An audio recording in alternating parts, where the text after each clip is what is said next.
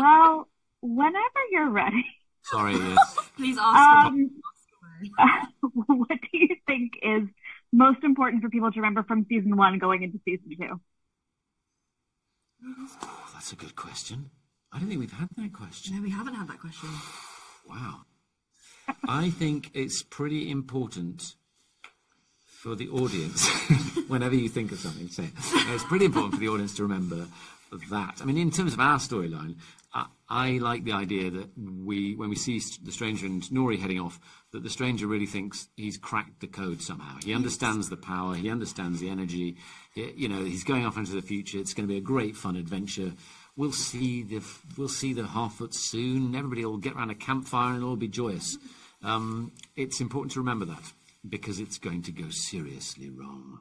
Dun, dun, dun. Wow. Cute. Piano. Very ominous. Yeah, so this is for Lord of the Rings fans, it's a very familiar dynamic, a wizard and halflings, to put it as generally as possible. Nice. So what sets your storyline apart from what we've seen before? I mean, I think it's The totally... circumstances are just completely different. I think also, it's set so many years before, so just by nature, it's going to be of its own dynamic. So it's just really exciting to be exploring these characters in this context and seeing where that takes us.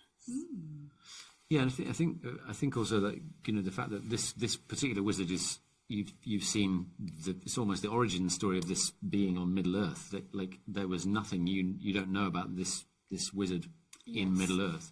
And I'm not sure we've seen that before in quite the same way. So that's going to be quite exciting to see how that progresses with these very unique characters. And I think the way that Markella and Megan are playing their characters is phenomenal, and the strength of friendship and relationship and the things you're bringing to it, I think are amazing. How nice.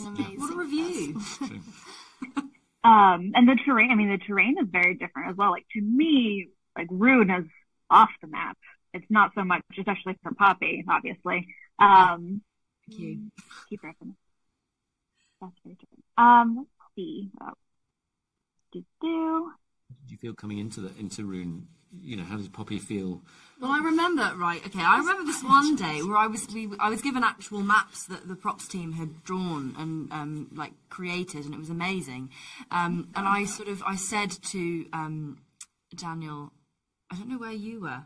I'm so sorry, but I said to Daniel, well, you're obviously busy doing something, but I said to Daniel, sort of being like, oh, where do you think this bit is? And you just went, well, I think that's your character to decide. And I was like, that's really unhelpful.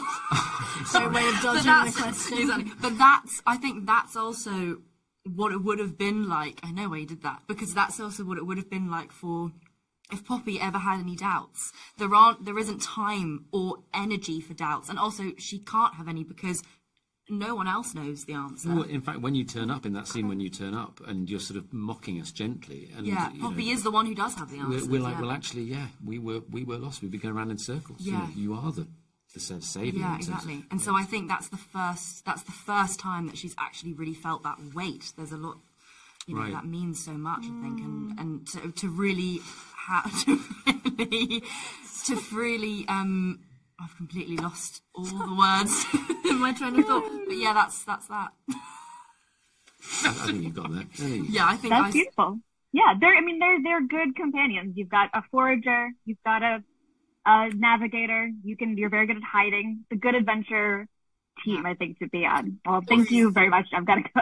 Thank you. Thank you so much. Bye. Thanks. See you soon.